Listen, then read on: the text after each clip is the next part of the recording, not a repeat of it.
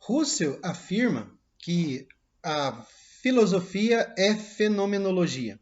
Essa definição da filosofia, né, como esse logos do fenômeno, porque aí é importante não apenas saber o que é fenômeno, mas considerar que, pelas mãos do Russell, a fenomenologia ela é o discurso, né, o logos ou a maneira do fenômeno revelar-se no mundo.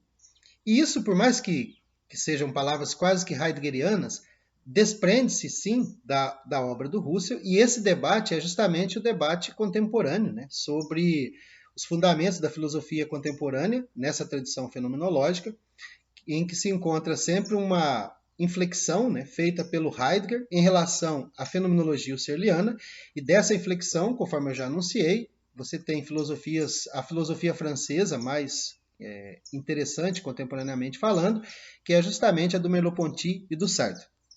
Mas isso é um outro assunto, voltemos a uma compreensão, né, introdutória do que é fenomenologia e de como ela se relaciona com as outras teorias do conhecimento mais compreensíveis, digamos assim, para um momento de introdução à filosofia, como racionalismo ou empirismo. A fenomenologia, esse logos do fenômeno, vai lidar então com a noção proposta pelo Kant do fenômeno como aparência, afinal de contas, o fenômeno é uma construção advinda das formas do entendimento que organizam a matéria da sensibilidade, razão pela qual racionalistas e empiristas estariam errados, porque estariam de posse de apenas metade da verdade. Afinal de contas, o entendimento sem a sensibilidade é vazio, e a sensibilidade sem o entendimento é cega. Considerando isso, Russell descreve, de maneira ampla, a atitude natural.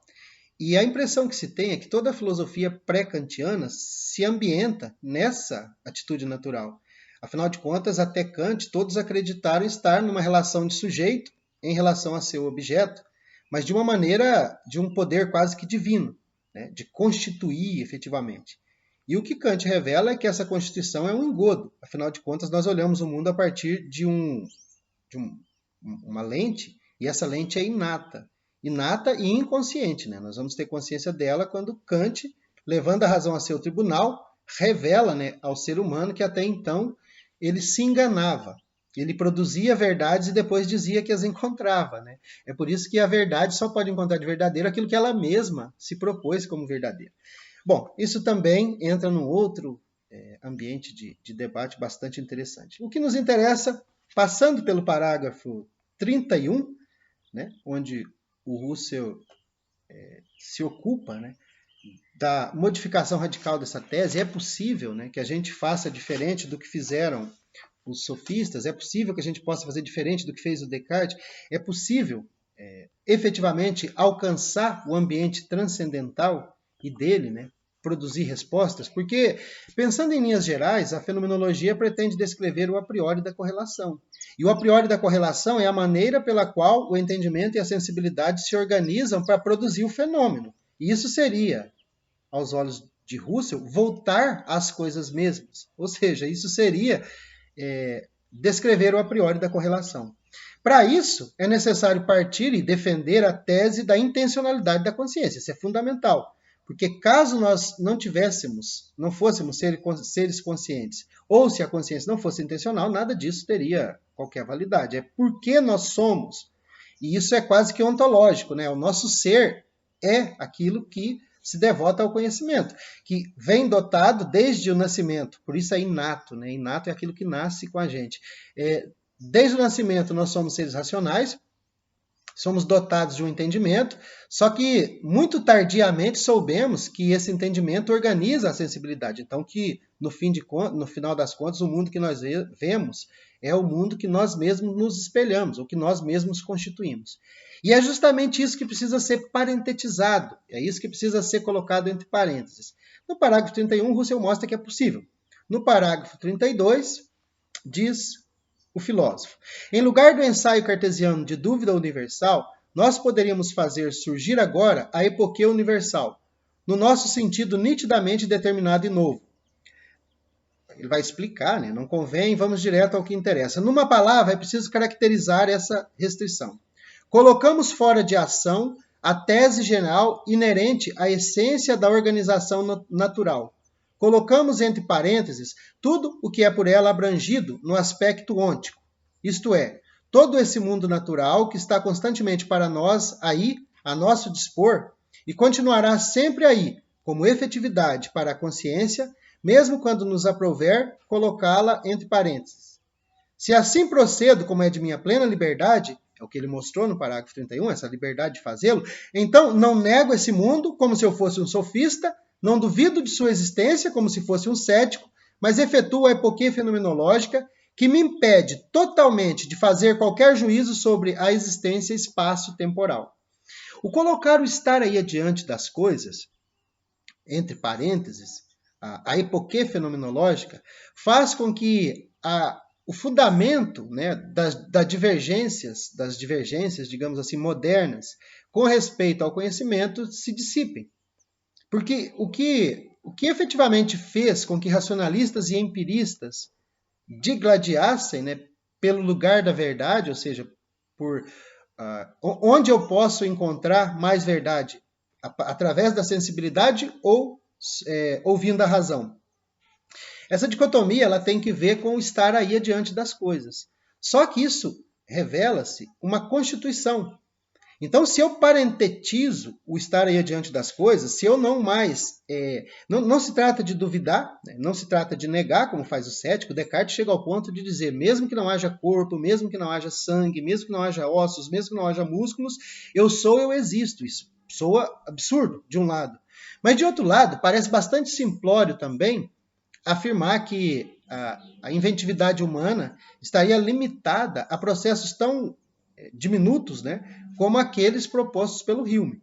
A somatória dessas duas coisas parece bem mais adequada, e é justamente isso que se encontra em Kant. E é isso, né, que continua mantendo uma certa parte do problema esse relativo ao conhecimento, né, o que eu posso conhecer de verdadeiro, e que o Russell propõe ser parentetizado, porque essa questão não se coloca mais. Eu não vou mais disputar sobre o que é verdade a partir do ponto de vista da sua materialidade.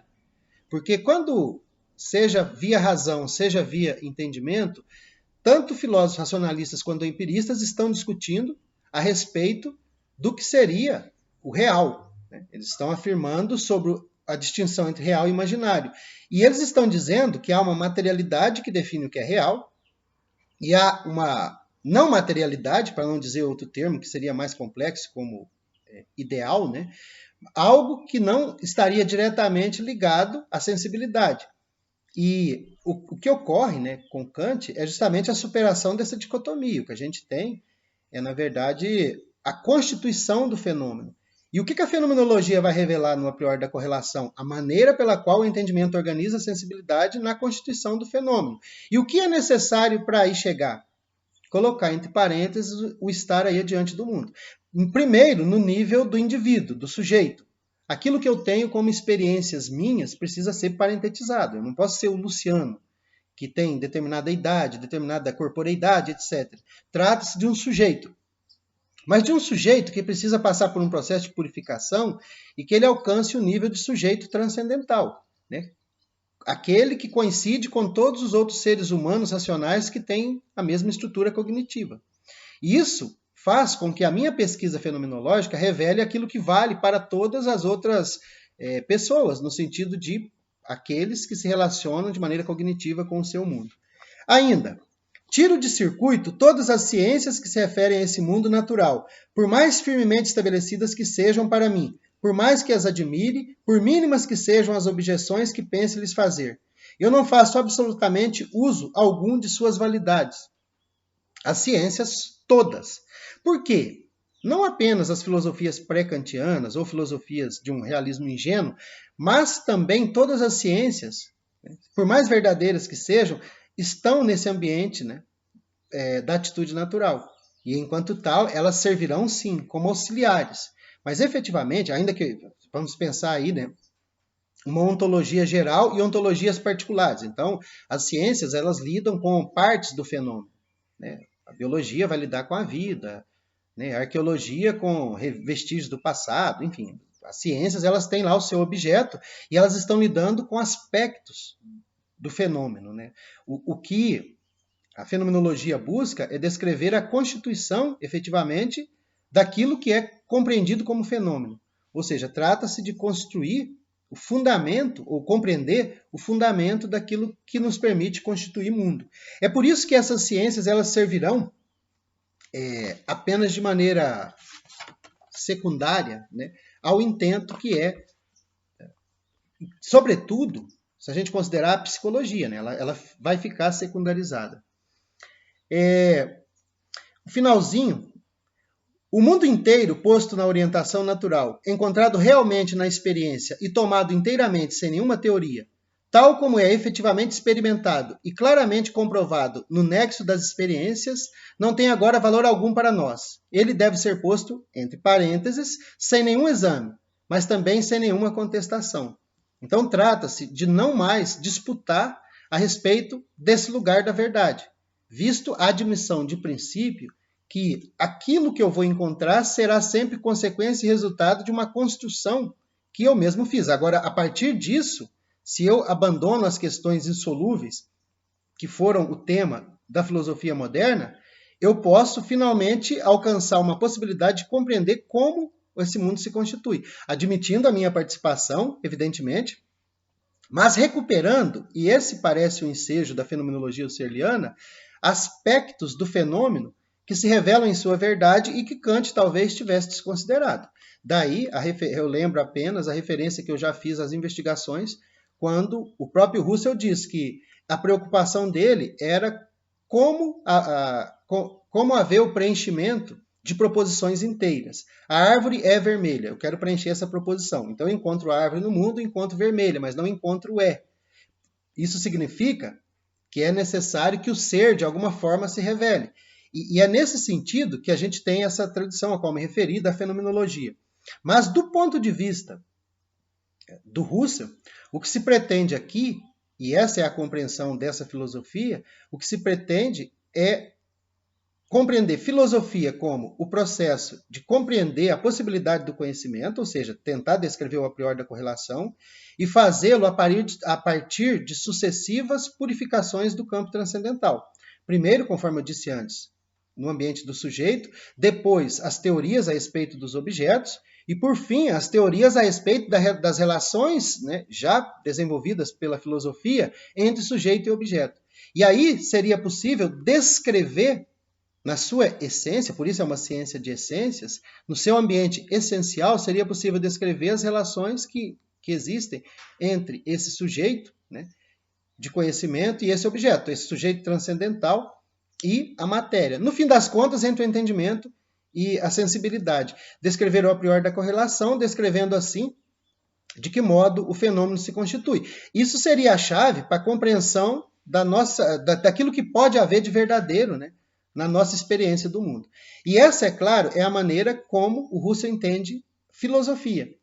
O Heidegger fará o seu caminho, né? Aí ele vai desenvolver uma filosofia do Dasein humano. O Sartre e o Merleau-Ponty também na França desenvolverão outros caminhos fenomenológicos. No caso do Sartre, a liberdade situada. No caso do Merleau-Ponty, uma fenomenologia da percepção.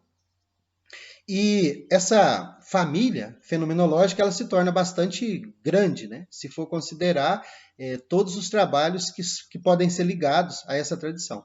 Fundamentalmente, então, a gente tem agora elementos para definir fenomenologia não apenas como uma ciência de essências que visa descrever o a priori da correlação, o que seria muito provável de ser encontrado em algum manual de filosofia, mas a gente pode entendê-la como esse processo de, a partir da atitude natural, colocar justamente essa atitude natural entre parênteses, porque o fundamento da atitude natural não é senão o estar aí adiante das coisas. E a partir disso, dessa parentetização, a proposta é fazer a descrição ingênua antes da experiência, né, a descrição de como isso se dá, como se dá a relação do entendimento com a sensibilidade, ou de que modo o fenômeno se constitui.